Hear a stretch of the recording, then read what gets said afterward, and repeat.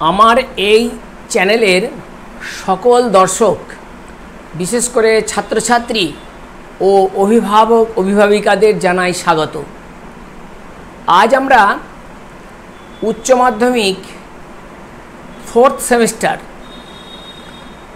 তার একটি গল্প সম্পর্কে আলোচনা করব। আমরা সবাই জানি আজ উচ্চ মাধ্যমিকের যে 3rd সেমিস্টার তার শেষ পরীক্ষা চলবে এবং আগামীকাল থেকে 4th সেমিস্টার বা 4th সেমিস্টার তার পড়াশুনো শুরু হবে। এখন ছেলেমেয়েরা যারা পড়ছে তাদের ক্ষেত্রে এই যে নতুন যে ধ্যান ধারণার যে পরীক্ষাগুলো হলো ওএমআর সিটে, সেখানে মাল্টিপল চয়েস ছিল 3rd সেমিস্টার এবং 1st সেমিস্টারে। এবারে কিন্তু এই 4th সেমিস্টারটা হবে পুরো 2nd সেমিস্টারের মতো বড় প্রশ্নের। আমাদের প্রথমেই যে ব্লু প্রিন্ট আছে সে ব্লু প্রিন্টটা একবার আমাদের দেখে নিতে হবে, যেহেতু সিলেবাসের শুরু হচ্ছে। সেই ব্লু প্রিন্টে দেখা গেছে যে গল্পতে 5 নম্বর আছে। 4th সেমিস্টারে গল্প আছে সেখানে দুটি, একটি হচ্ছে হলুদ পোড়া মানিক বন্দ্যোপাধ্যায়, আর দ্বিতীয়টা হচ্ছে হারুন সালেমের মাসি মহাশ্বেতা দেবীর। দুটির মধ্যে একটি থেকে লিখতে হবে। 5 নম্বরের একটি প্রশ্ন, গোটা প্রশ্ন হবে, বড় প্রশ্ন যাকে বলে। কবিতা আছে, কবিতার মধ্যেও একটি প্রশ্ন লিখতে হবে, সেটি হচ্ছে 5 নম্বর। কবিতার ক্ষেত্রে কিন্তু কবিতার সংখ্যা একটু বেশি, যেমন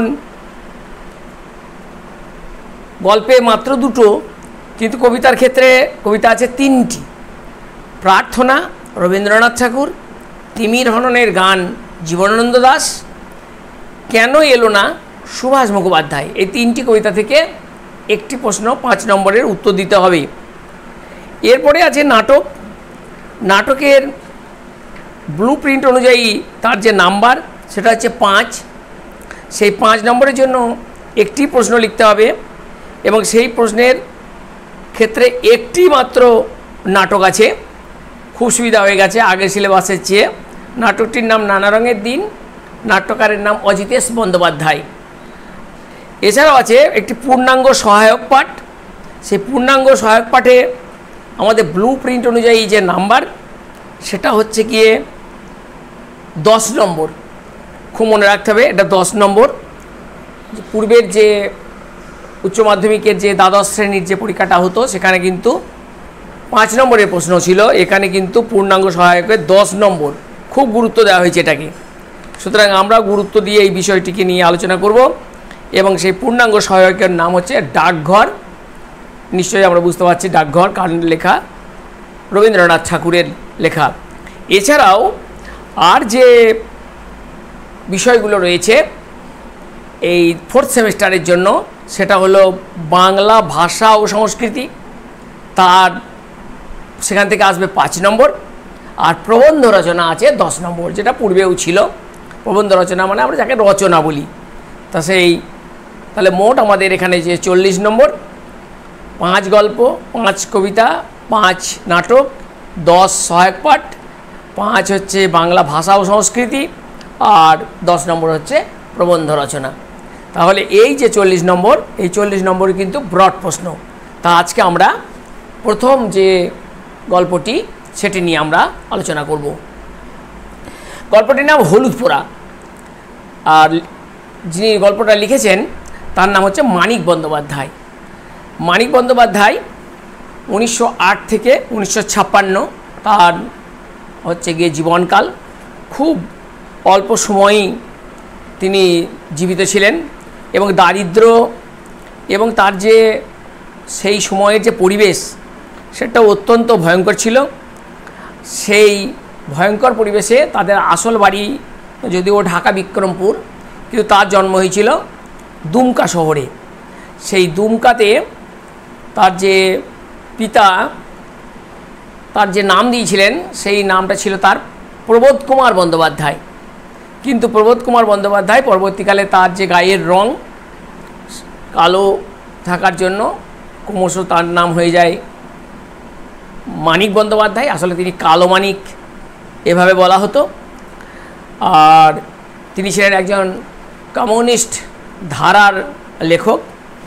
আর এই যে ধারা বা এই যে সময়কাল, তার যে রচনাকাল, সেটা যে 1930 সালের এই যে পর 1935 সাল, এই সময়কালটাও কিন্তু খুব লক্ষ্য করতে হবে। এই সময় থেকেই তার গল্প রচনা শুরু, যদিও তার গল্প রচনা শুরু হয়েছিল তিনি যখন প্রেসিডেন্সিতে অঙ্কে অনার্স নিয়ে ভর্তি হয়েছিলেন, এবং সেই অনার্স চলাকালীনই তিনি একটি গল্প লিখেছিলেন, যে গল্পটির নাম হতে বিজ্ঞান নয়, সাহিত্যেরও কিন্তু একটা প্রতিভা লুকিয়ে আছে। সেই থেকেই তার গল্প রচনা বা উপন্যাস রচনা শুরু হয়। তিনি প্রধানত, তাকে কল্লোলের কুলবর্ধন বলা হয়েছে।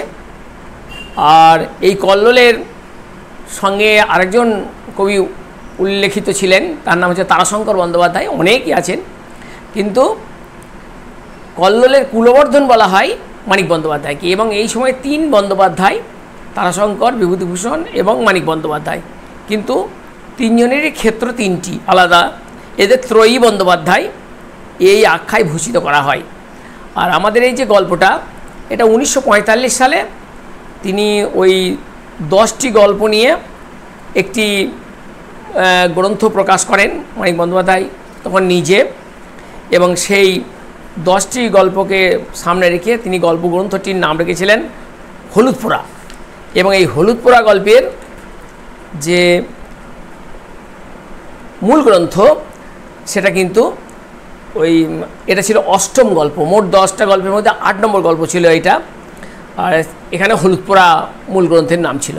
কিন্তু পরবর্তীকালে মানিক বন্দ্যোপাধ্যায়ের যে শ্রেষ্ঠ গল্প সম্ভার প্রকাশিত হয়েছে, সেখানে এটি অন্তর্ভুক্ত হয়েছে। তাহলে আমরা মানিক বন্দ্যোপাধ্যায়ের শ্রেষ্ঠ গল্পও লিখতে পারি, বা হলুদ পোড়া গল্প, হলুদ পোড়া মূল গ্রন্থের নাম অনুযায়ীও লিখতে পারি। এখন আমরা মানিক বন্দ্যোপাধ্যায়ের যে তার যে সাহিত্যের যে বিষয় এবং তার যে রচনার যে পদ্ধতি, সেখানে দু একটা কথা আমাদের না বললে নয়। আর মানিক বন্দ্যোপাধ্যায় বললে যে কথাটি আমাদের সব থেকে বলতেই হয়, সেটি হলো গিয়ে মানিক বন্দ্যোপাধ্যায় বিখ্যাত উপন্যাস পদ্মা নদীর মাঝি এবং পুতুল নাচের ইতিকথা। তা এই পুতুল, আমরা মানুষ সব হচ্ছে পুতুল বই তো নয় কেউ। তা সেই পদ্মা নদীর মাঝি এবং পুতুল নাচের ইতিকথায় এইসব উপন্যাস পড়লে আমরা মানিক বন্দ্যোপাধ্যায়ের যে সাহিত্যের যে মূল ভাবনা, সেখানে দুটো দিক আমরা লক্ষ্য করি। একদিকে আছে মার্ক্সবাদী দর্শন বা কমিউনিজম, অন্যদিকে আছে ফ্রয়েডিজম, অর্থাৎ মানুষের যে মনোবিগলন যে তত্ত্ব, অর্থাৎ মনের যে সর্পিল গতি প্রকৃতি, তাকে নিয়েই তার এই সমস্ত গল্প রচিত হয়েছে। তার বিখ্যাত অন্যান্য যে গল্পগুলোর মধ্যে রয়েছে, যেমন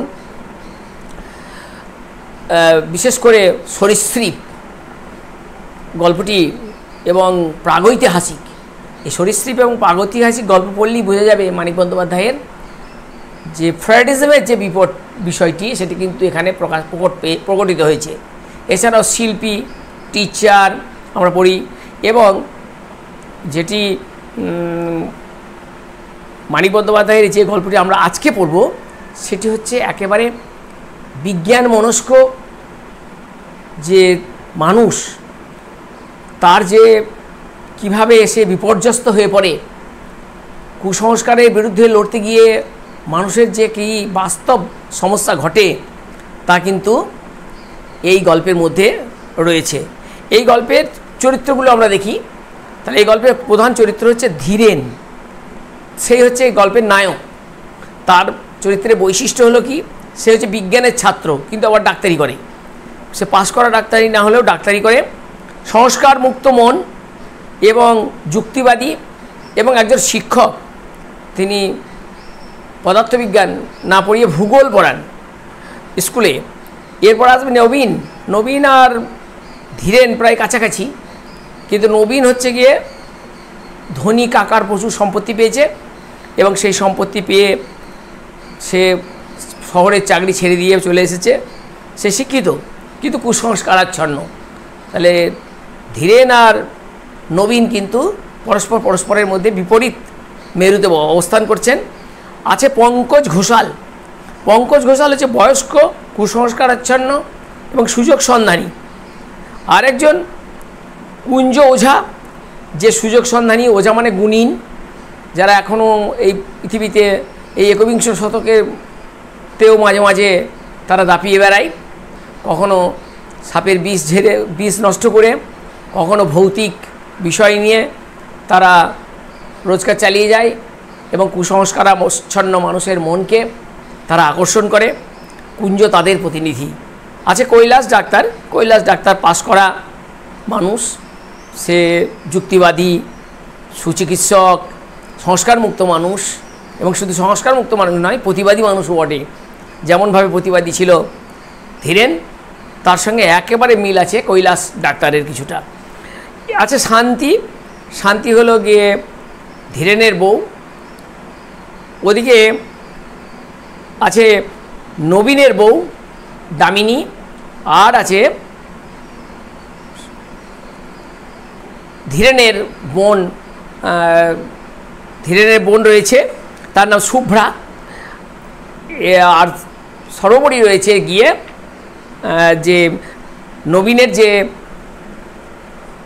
কাকা, যার জন্য নবীন গ্রামে ফিরে এসেছে, সেই হচ্ছে গিয়ে বলাই চক্রবর্তী। তাহলে এই যে চরিত্রগুলো, কিন্তু আমাদের প্রধান চরিত্র বলতে আমরা বলবো ধীরেন, শান্তি, নবীন, এই তিনটি হচ্ছে প্রধান চরিত্র। এই তিনটি দিয়েই আমরা আলোচনা করতে পারি। আর যদি একটি মাত্র চরিত্রকে গুরুত্ব দেওয়া হয় তাহলে অবশ্যই সেটি ধীরেন চরিত্র। ধীরেন হচ্ছে একেবারে নায়ক চরিত্র এই গল্পের। এখন গল্পের কিছু অংশ আমাদের অবশ্যই দেখে নিতে হবে, সেই অংশগুলো নোট করতে হবে এবং লাইনে দাগও দেওয়ার দরকার আছে। সেই লাইন থেকেই আমাদের প্রশ্ন বেশিরভাগ আসতে পারে। যেমন প্রথম লাইন যেটি, যে কার্তিক মাসের মাঝামাঝি 3 দিন আগে ও পরে গাঁয়ে দুটো খুন হয়ে গেল। একজন মাঝবয়সী জোয়ান মধ্যপুরুষ এবং 16-17 বছরের একটি রোগা ভীরু মেয়ে। তাহলে গল্পের যে শুরু হচ্ছে তার প্রেক্ষাপটে দেখা যাচ্ছে যে কয়েকদিন আগে, মানে সেটা 3 দিন আগে, এবং মাসটা কার্তিক মাস, দুটো খুন হয়ে গেছে, অর্থাৎ দুটি মানুষ এর অপমৃত্যু হয়েছে, একটি মেয়ে এবং একটি ছেলে। একজনের মাঝবয়সী ছেলেটির বয়স, লোকটি, ছেলে না বলে লোক বলাই ভালো, তার নাম হচ্ছে গিয়ে আমরা ইতোমধ্যেই বললাম যে বলাই চক্রবর্তী। আর যে মেয়েটি মারা গেছে তার নাম হচ্ছে গিয়ে শুভ্রা চ্যাটার্জি। এই ঘটনার পর থেকে এইবার শুরু হলো। আর প্লটটি লক্ষ্য করতে হবে, প্লেসটা। আমাদের যে কোনো সাহিত্য আমরা যখন আলোচনা করি তখন 3টি জিনিস দেখতে হয়, যে স্থান, কাল, পাত্র আমরা বুঝলাম।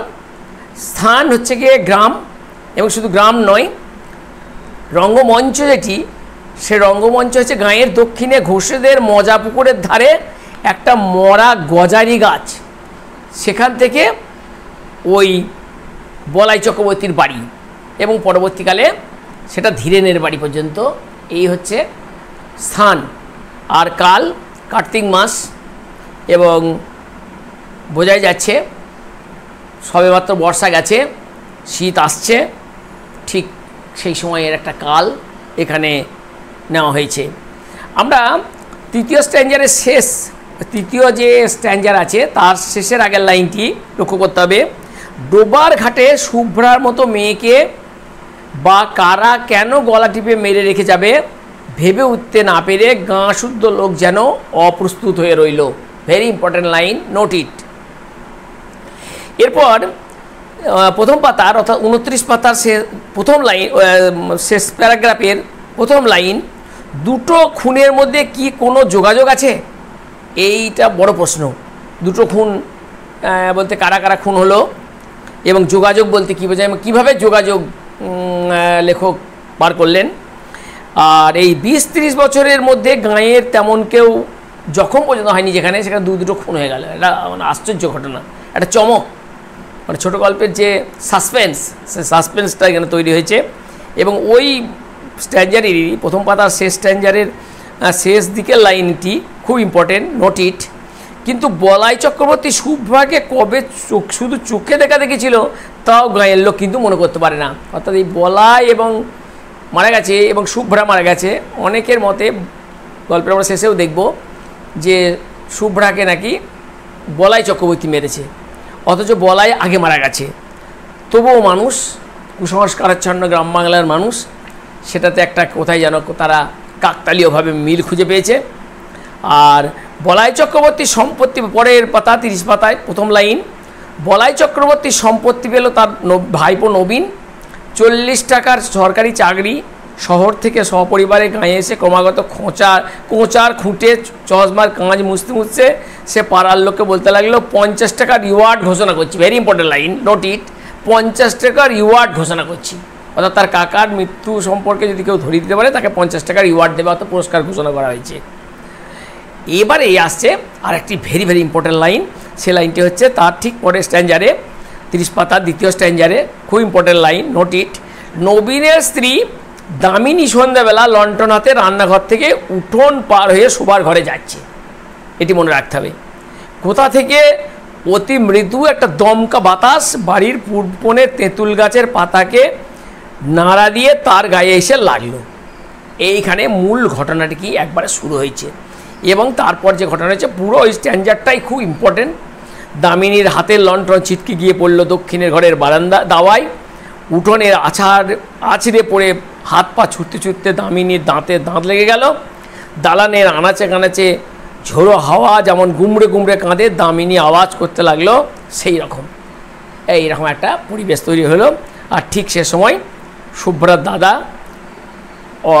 এলো। সে তার যে যুক্তিবাদী মন, বিজ্ঞান মনস্ক মন, প্রতিবাদী মন এবং একজন ভদ্র চেতাদূরস্থ মানুষ, সে কিন্তু এসে বলল যে যেহেতু ডাক্তার ওষুধ দিয়েছে কিন্তু সে ওষুধে কাজ হলো না, ফলে সে বলল যে ডাক্তার ডাকতে, কৈলাস ডাক্তারকে, শাহপুরের কৈলাস ডাক্তারকে ডাকা। কিন্তু ওই যে বুড়ো পঙ্কজ ঘোষাল সে কিন্তু এই সময় কি বলল যে না, গুণিনকে রাখতে হবে, তার নাম হচ্ছে কুঞ্জ। এই লাইনটা ভেরি ইম্পর্টেন্ট লাইন, অর্থাৎ এই যে 30 পাতার শেষ স্ট্যাঞ্জারে আছে, ইম্পর্টেন্ট, খুব আন্ডারলাইন ইট। বুড়ো পঙ্কজ ঘোষাল বলাই চক্রবর্তীর অনুগ্রহে বহুকাল পরিবারে পরিপুষ্ট হয়েছিল। তিনি বলেন, ডাক্তার কি হবে, তুমি আমার কথা শোনো বাবা নবীন। ভেরি ইম্পর্টেন্ট জায়গা হচ্ছে এটা, কুঞ্জকে অবিলম্বে ডেকে পাঠাও।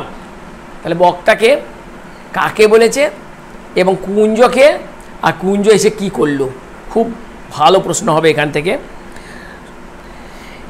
31 পাতাতেও তাই, দ্বিতীয় স্ট্যাঞ্জারে আছে কৈলাস ডাক্তারের সঙ্গে এবার এই কুঞ্জর যে ঘাত প্রতিঘাত, অর্থাৎ একদিকে কুসংস্কারাচ্ছন্ন আর একদিক দিয়ে যুক্তিবাদী চিকিৎসাশাস্ত্র, এই দুইয়ের লড়াই।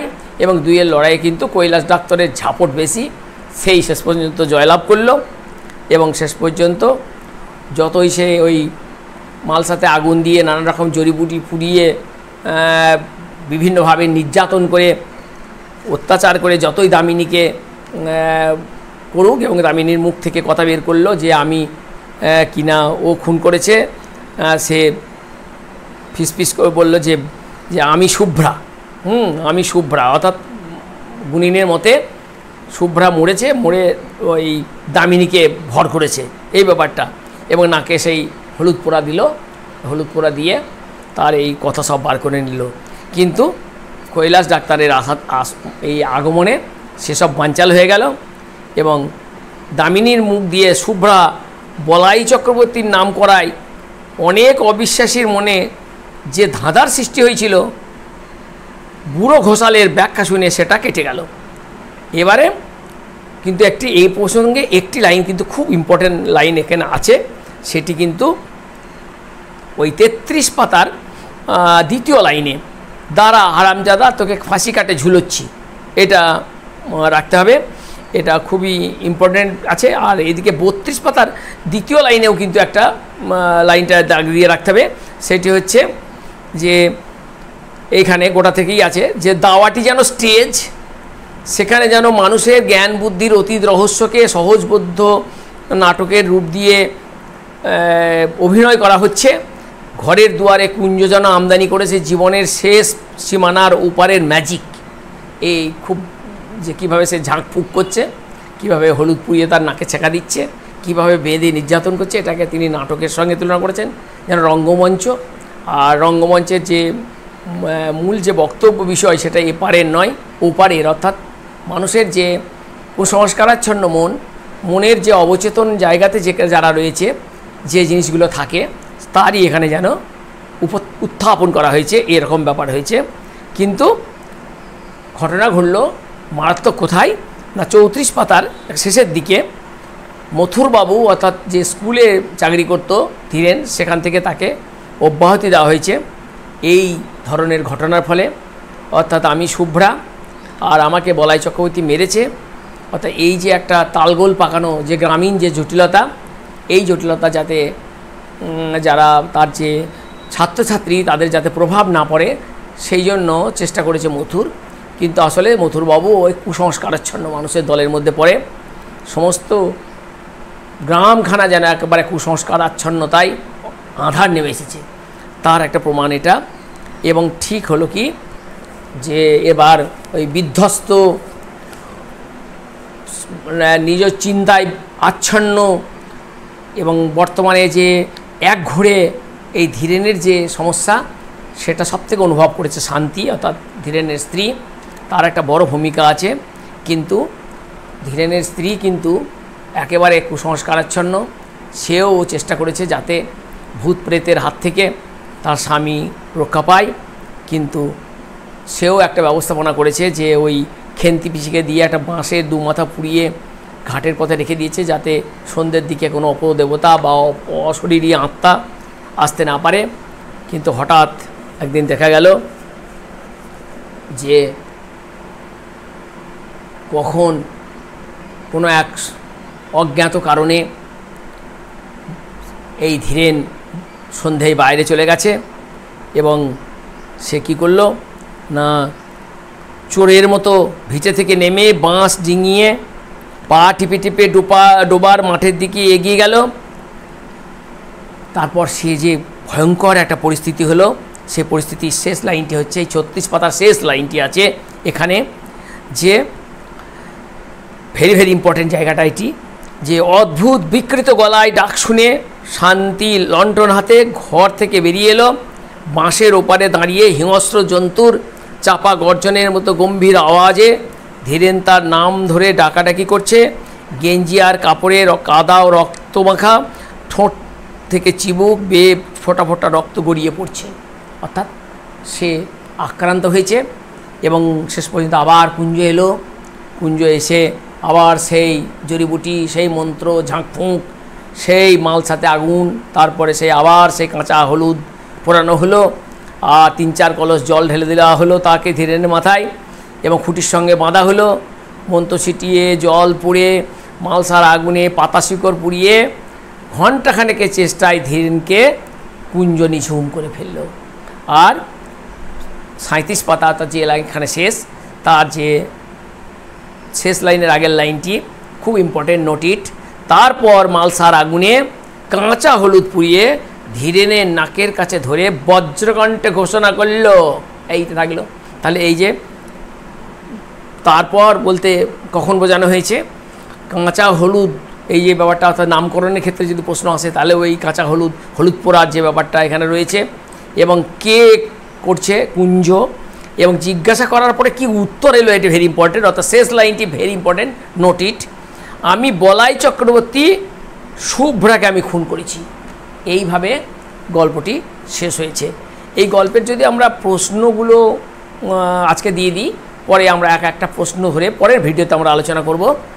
এই রকম প্রশ্নগুলো হবে। চারিদিকে হইচই পড়ে গেল, লোক বিস্মিত হলো না, ভেরি ইম্পর্টেন্ট, আন্ডারলাইন ইট। মানুষের বিস্ময় ও কৌতূহলের সীমা রইল না, ভেরি ইম্পর্টেন্ট লাইন। গাঁ শুদ্ধ লোক যেন অপ্রস্তুত হয়ে রইল, ইম্পর্টেন্ট লাইন। দামিনী আওয়াজ করতে লাগলো, সেই রকম আসবে দামিনীকে, কেমন আওয়াজ করেছিল, তার আওয়াজের কারণ কি। এখানে আসবে দুজনকে আনতেই নবীন লোক পাঠিয়ে দিল, নবীনকে দুজন কাকে কাকে আনতে পাঠানো হলো এবং তারা এসে কি ঘটনা ঘটালো সেটা একটা প্রশ্ন আসবে। আর এই প্রশ্নটি খুব ভেরি ইম্পর্টেন্ট, যে দাওয়াটি যেন স্টেজ, আমি আগেও বলেছি দাওয়াটি যেন স্টেজ। এইসব প্রশ্ন বড় বড় প্রশ্ন আমরা পরের ভিডিওতে আমরা এক একটা প্রশ্ন ধরে আমরা আলোচনা করব। আর শেষ প্রশ্ন হচ্ছে, তখন একটা কাঁচা হলুদ পুড়িয়ে কুঞ্জ তার নাকের কাছে ধরল। এই প্রশ্নগুলোকে আমরা লাইনগুলোকে আন্ডারলাইন করে রাখলাম, গল্প সম্পর্কে আমরা জানলাম। পরের ভিডিওতে আমরা আবার প্রশ্ন নিয়ে আমরা আলোচনা করব। আজ আমরা এই পর্যন্ত শেষ করছি এখানেই। তোমরা সকলে ভালো থাকবে।